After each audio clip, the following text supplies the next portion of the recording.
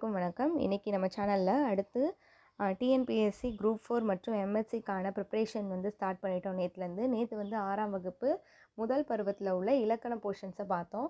அடுத்து இன்றைக்கி பார்த்திங்கன்னா 6ஆம் வகுப்பில் உள்ள 2ஆம் பருவத்தில் உள்ள முதல் இலக்கண பாடத்தை பற்றி பார்க்க போகிறோம். அதுக்கு முன்னாடி நம்ம சேனலை சப்ஸ்கிரைப் பண்ணிவிடுங்க. பக்கத்தில் இருக்கக்கூடிய பெல் ஐக்கானில் ஆல் என்ற ஆப்ஷன் கிளிக் பண்ணிட்டீங்கன்னா நம்ம போட notification, news update, study material videos, test videos எல்லாமே உங்களுக்கு கொண்டே தெரிய வரும். இப்போ நம்ம எதுக்கான ப்ரிப்பரேஷன்னா டிஎன்பிஎஸ்சி குரூப் 4 மற்றும் எம்எஸ்சி 2025க்கான ஒரு ப்ரிப்பரேஷன் வந்து ஸ்டார்ட் பண்ணிட்டோம். அதுக்கான ஃப்ரீ டெஸ்ட் பேட்சஸ் வந்து நம்ம நேற்றுலேருந்து கொண்டு போயிட்டு இருந்தோம். நேற்று வந்து எல்லா ஸ்டூடெண்ட்ஸும் வந்து அட்டன் பண்ணாங்க. இந்த கொஷின்ஸ் வந்து எது மூலயமா நம்ம எடுக்கிறோம் அப்படின்னு பார்த்தீங்கன்னா, ஆல்ரெடி நம்ம வகுப்பில் படித்து அரசு வேலைக்கு போன அவங்களோட எக்ஸ்பீரியன்ஸ், அவங்களோட ப்ரிப்பரேஷன் வச்சு தான் நம்ம வந்து அவங்களால தான் நம்ம அந்த கொஷின்ஸ்லாம் எடுக்கிறோம். அதனால் நீங்கள் பயப்படாமல் நம்ம கிளாஸஸில் வந்து ஜாயின் பண்ணிக்கலாம். அது ஃப்ரீ டெஸ்ட் பேட்சுன்றதுனால தான் நம்ம வந்து எல்லோரும் படிக்கணும், எல்லோரும் டெஸ்ட் எழுதி பார்க்கணும் அப்படின்ற ஒரு நோக்கத்தோடு ஆரம்பித்த டெஸ்ட் பேட்சஸ் தான் அது. அதில் நீங்கள் ஜாயின் பண்ண நினச்சிங்கன்னா இந்த வீடியோ கீழே டிஸ்கிரிப்ஷனில் வாட்ஸ்அப் குரூப் லிங்க் சேனல் இருக்கும். அந்த சேனலை கிளிக் பண்ணிவிட்டு டெய்லி வந்து நீங்கள் டெஸ்ட் போடலாம். அது மட்டும் இல்லாமல் இந்த ப்ரிப்ரேஷன் வீடியோ வந்து தொடர்ந்து நான் வந்து கொடுத்துட்ருக்கேன். நேற்று ஒரு வீடியோ, அதனை தொடர்ந்து இன்றைக்கி 2வது வீடியோ. அதனால் நீங்கள் என்ன பண்ணுறீங்கன்னா, உங்களோட வேலை பளு எவ்வளோ இருந்தாலும் சரி, உங்களுக்குன்னு ஃப்ரீ டைம் வந்து கொஞ்சம் ஸ்பெண்ட் பண்ணுவீங்க இல்லையா, அதில் கூட நீங்கள் படித்து இந்த டெஸ்ட் வந்து அட்டன் பண்ணலாம். ஈஸியாக இருக்கும். கொஞ்சம் கொஞ்சமாக தான் போர்ஷன்ஸ் இருக்கும். அதனால் அந்த கொஞ்சம் கொஞ்சமான போர்ஷன்ஸை படிச்சுட்டு நீங்கள் இந்த டெஸ்ட்டை வந்து எழுதுனீங்கன்னா நீங்கள் வந்து படித்த மாதிரியும் இருக்கும், நீங்கள் வந்து ரிவைஸ் பண்ண மாதிரியும் இருக்கும். அதனால தான் நம்ம வந்து இந்த மாதிரி ஒரு ஐடியா பண்ணி கொண்டு போயிட்டுருக்கோம். அதோட கொஷின்ஸ் வந்து நான் கண்டிப்பாக காமிக்கிறேன். இன்றைக்கி அதனை தொடர்ந்து இலக்கணம் 2ஆம் பருவத்தில் உள்ள முதல் பாடத்தை பற்றி பார்க்கலாம். ஃபஸ்ட்டு வந்து இணை எழுத்துக்கள். டாபிக் வந்து இணை எழுத்துக்கள். சில எழுத்துக்களுக்கு இடையே ஒலிக்கும் முயற்சி, பிறக்கும் இடம் ஆகியவற்றில் ஒற்றுமை உண்டு. இவ்வாறு ஒற்றுமை உள்ள எழுத்துக்கள் இணை எழுத்துக்கள் எனப்படும். 6 வல்லின மெய் எழுத்துக்களும் 6 மெல்லின எழுத்துக்களும் இணை எழுத்துக்கள் ஆகும். சொற்களின் மெல்லின மெய் எழுத்தை அடுத்து பெரும்பாலும் அதன் இனமாகிய வல்லின எழுத்து வரும் அப்படின்னு சொல்லியிருக்காங்க. அதாவது நம்ம உச்சரிக்கும் போது வர சவுண்டு மூலியமாகவும், அது எந்த இடத்துலேருந்து பிறக்குது அப்படின்றது மூலியமாகவும் அதை வந்து நம்ம பிரிக்கிறோம். அது வல்லினம், மெல்லினம், இடையினம் அப்படின்னு சொல்லிட்டு பிரித்தோம்.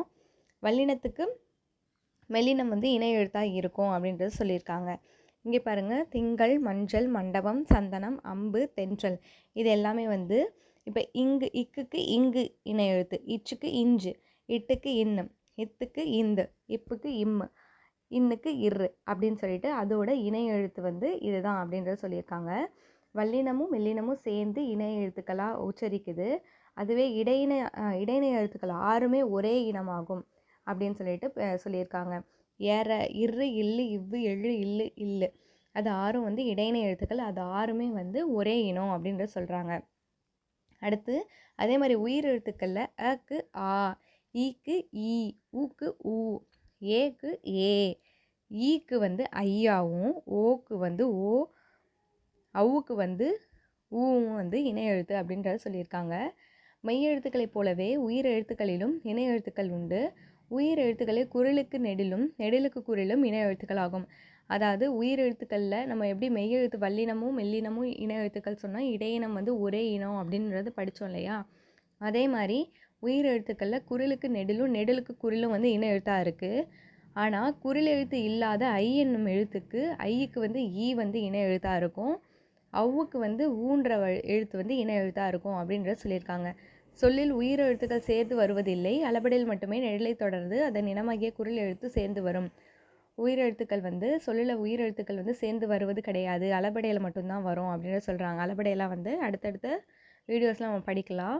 ஓ, ஊதல், தூவும், தழுகி, இதெல்லாம் வந்து அளபடைக்கான எடுத்துக்காட்டுகள். தமிழ் எழுத்துக்கள் ஆயுத எழுத்து மட்டும் இணை எழுத்து இல்லை.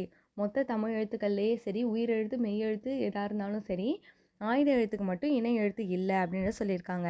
இது வந்து 6ஆம் வகுப்பு 2ஆம் பருவத்தில் உள்ள முதல் இலக்கண பகுதி வந்து இன்றைக்கி பார்த்துட்டோம். இது வந்து இன்றைக்கி டெஸ்ட்டு.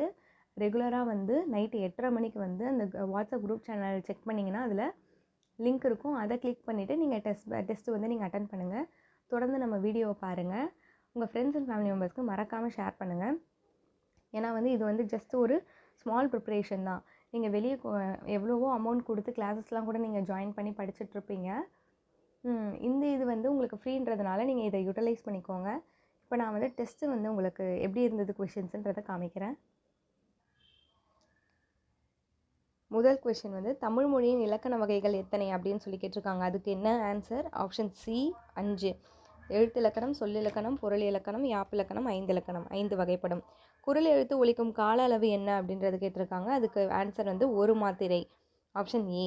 ஒரு முறை கண் இமைக்கவும் ஒரு முறை கை நொடிக்கவும் ஆகும் கால அளவு என்னன்னு கேட்டிருக்காங்க. அது வந்து ஒரு மாத்திரை அப்படின்னு நம்ம சொல்லுவோம். 5 எழுத்துக்கு ஒலிக்கும் கால அளவு என்னன்னு கேட்டிருக்காங்க. அதுக்கு வந்து அரை மாத்திரை. சார்பெழுத்தின் வகைகள் என்னன்னு கேட்டிருக்காங்க. அது வந்து ஆன்சர் 10. செயலை குறிக்கும் சொல் என்னன்னா வினைச்சொல். மயங்கொலி எழுத்துக்கள் எத்தனை வகைப்படும் அப்படின்னு கேட்டிருக்காங்க. 6. உயிர் எழுத்தில் தொடங்கும் சொல்லுக்கு முன் டேஷ் என்னும் சொல்லை பயன்படுத்த வேண்டும் அப்படின்னு கேட்டிருக்காங்க. அதுக்கு வந்து ஒரு. மெய் எழுத்தை ஒலிக்கும் கால அளவு என்னன்னு கேட்டிருக்காங்க. அதுக்கு ஆன்சர் அரை மாத்திரை. Option B.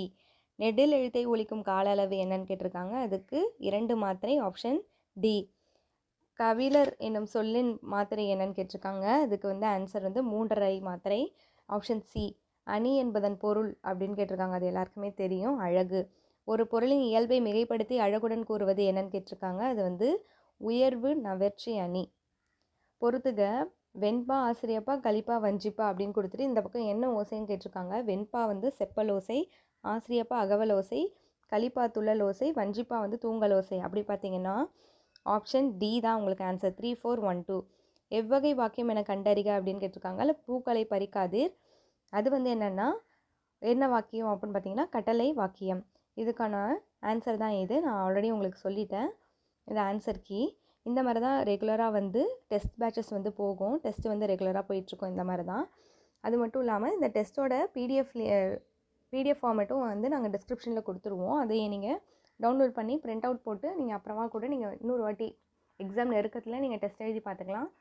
அதே மாதிரி நாங்கள் வீக்லி வந்து என்னென்ன இது பண்ணுறோமோ அதை வந்து பிடிஎஃப் ஃபார்மேட்டில் நாங்கள் கொடுத்துருவோம்.